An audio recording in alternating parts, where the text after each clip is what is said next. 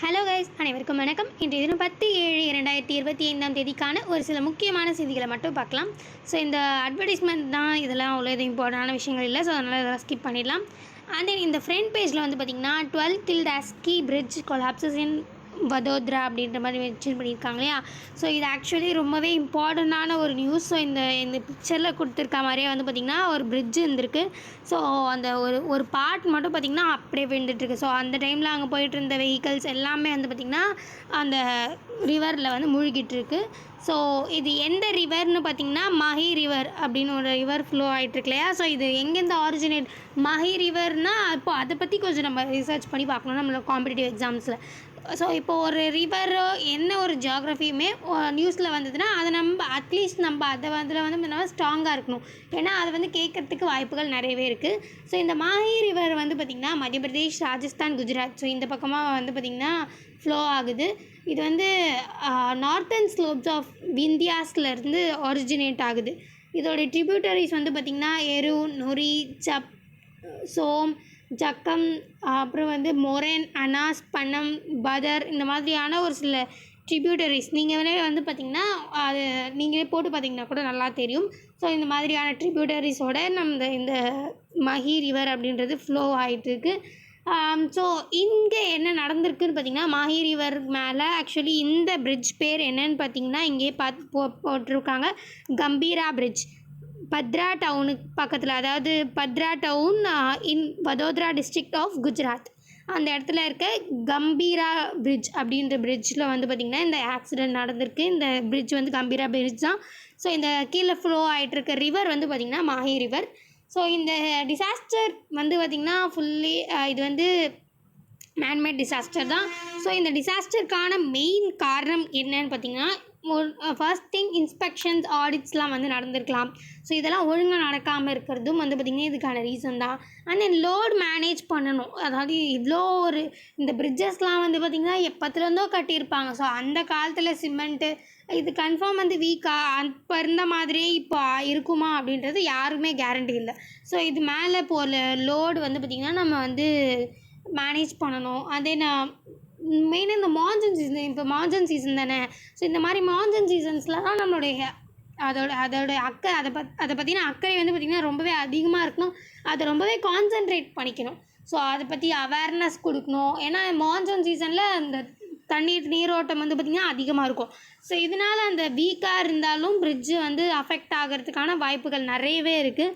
So பிரிட்ஜோடைய ஸ்ட்ரென்த்னஸும் சரி, அதே மாதிரி இந்த மான்சூன் டைம்ஸில் வந்து மெயினாக இது வந்து பார்க்கக்கூடிய ஒரு சில விஷயங்கள்.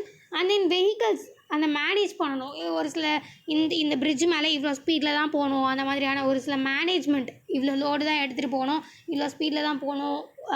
ஒரு டைமில் இப்போது இந்த டோட்டல் பிரிட்ஜில் வந்து பார்த்திங்கன்னா இந்த குறிப்பிட்ட டைமில் இவ்வளோ வெஹிக்கல்ஸ் தான் மேக்ஸிமம் இருக்கணும். ஸோ இந்த மாதிரியான ஒரு சில மேனேஜிங் வந்து பார்த்திங்கன்னா பண்ணலாம்.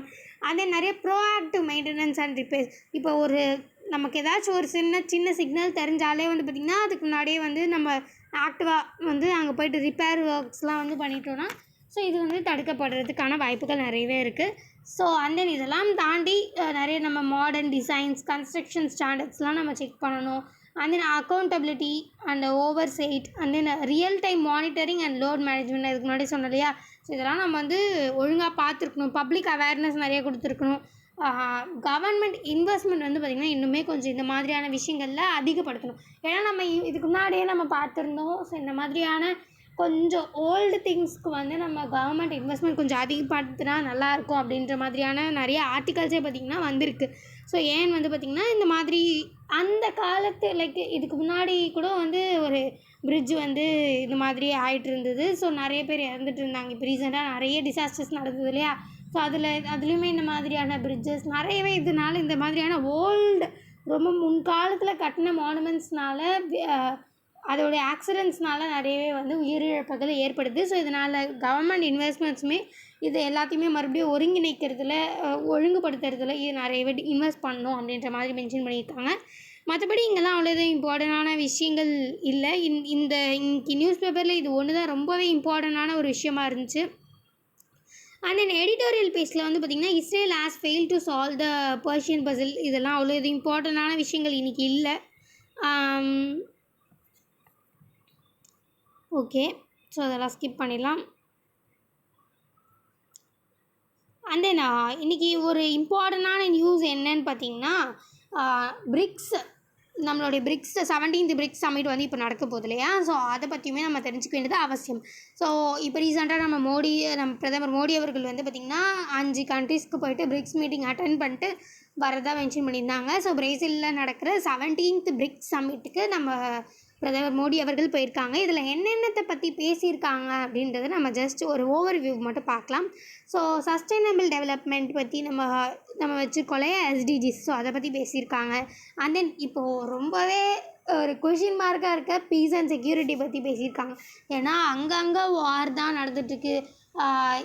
Israel Palestine war, and then Israel Iran, and then Russia Ukraine war. So இந்த மாதிரியான பல இப்போ ஈவன் நம்மளுடைய India Pakistan. So and then trade warfare மாதிரி முன்னாடி கொஞ்ச நாள் நடந்தது யூஎஸ்ஏக்கும் சைனா கனடா. ஸோ இந்த மாதிரி பல கண்ட்ரீஸ்க்கு வந்து பார்த்திங்கன்னா ட்ரேட் வார்ஃபேர் கோல்டு வார்ஃபேர் மாதிரி.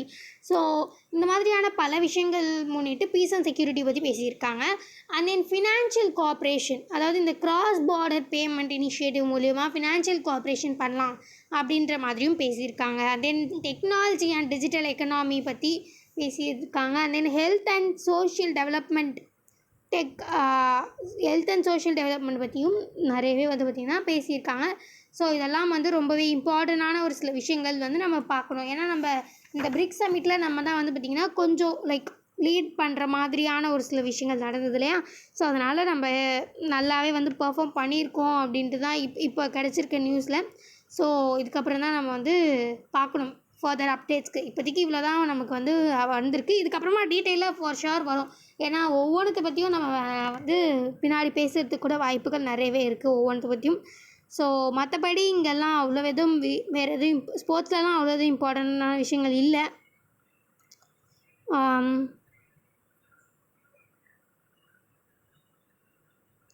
ஓகே.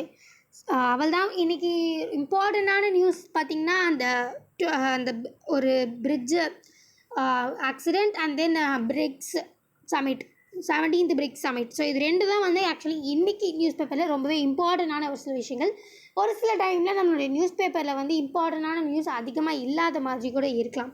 ஸோ நம்ம வந்து இம்பார்ட்டண்டான நியூஸ் அப்படின்னு நம்ம எப்படி எடுக்கிறோன்னு வந்து பார்த்திங்கன்னா, நம்ம நார்மலாக கவர்மெண்ட் காம்படிட்டிவ் எக்ஸாம்ஸ்க்கு முன்னிட்டு தான் நம்ம வந்து நிறைய இம்பார்ட்டண்டான ஆர்டிகல்ஸ் எடுக்கிறோம். ஸோ அதோடைய சிலபஸை முதல்ல பார்த்துட்டு, ஸோ அதுக்கு தகுந்தாற்போல் நம்மளுக்கு நியூஸ் இருந்தால் மட்டும்தான் நம்ம வந்து அதை நல்லா ஃபுல்லாக அனலைஸ் பண்ணுறோம். மற்றபடி எல்லாமே நம்ம படிக்கணும் அப்படின்ற அவசியம் இல்லை. ஸோ இன்றைக்கி ரொம்ப இம்பார்ட்டண்டான விஷயம் இது 2 தான் இருந்துச்சு. So finally reach time medium இந்த மாதிரி முக்கியமான செய்திகளோடு சந்திக்கலாம். இந்த வீடியோ உங்களுக்கு பிடிச்சிருந்தா லைக் பண்ணுங்கள், மற்றவங்க நியூஸ் இருக்கணும்னு வச்சிங்கன்னா ஷேர் பண்ணுங்கள், சப்ஸ்கிரைப் பண்ணுங்கள், பக்கத்தில் இருக்க பெல் ஐக்கானை கிளிக் பண்ணுங்கள். நன்றி, வணக்கம். மீண்டும் நாளை சந்திப்போம்.